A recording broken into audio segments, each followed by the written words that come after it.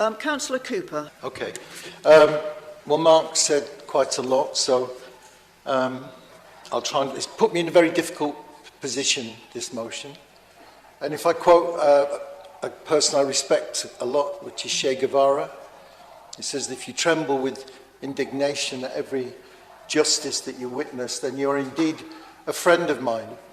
And every time I watch the television or see the media or try and avoid the social media echo chambers, I tremble with anger and indignation of how in our silence there's a kind of a tacit consent.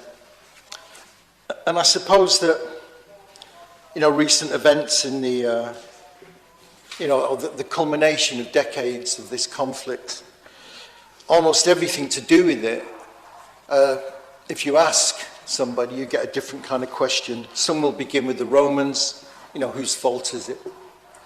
Others will talk about the 19th century Jewish migration from the Ottoman Empire to escape the pogroms and the persecutions in Eastern Europe, and the rise of Zionism, or the Balfour Declaration in 1917, or in 1947, the creation of the partition of Palestine.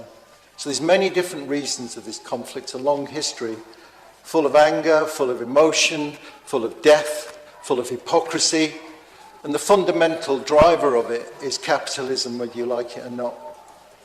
Right now, at this moment in time, as the bombs fall on the non-combatants, the war makers and the money men and women are lining up and counting their pennies. They are not counting the bodies. The last thing that I heard on this conflict is that there are 10 bombs dropped every hour on Gaza, and a child dies every 4 minutes. The Isle of Wight is about the size of Gaza. So imagine there would be no rock off the coast of Southampton, no history, no memories, no cemeteries, no places of interest. That is what is going on. I support this motion and the bravery of it. It's a very brave motion because this conflict it breaks cohesion and it pushes us apart where we need to show solidarity.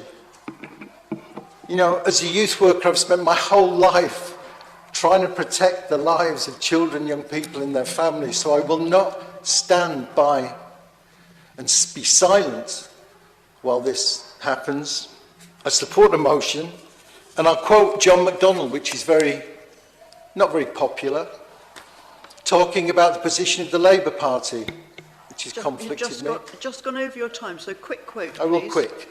Political mistakes and poor judgment in opposition can cause political problems, but in government they can have disastrous consequences. So it's best to adjust the moral and political tiller now. And I speak to my Labour Party colleagues on that one. Thank you for the motion.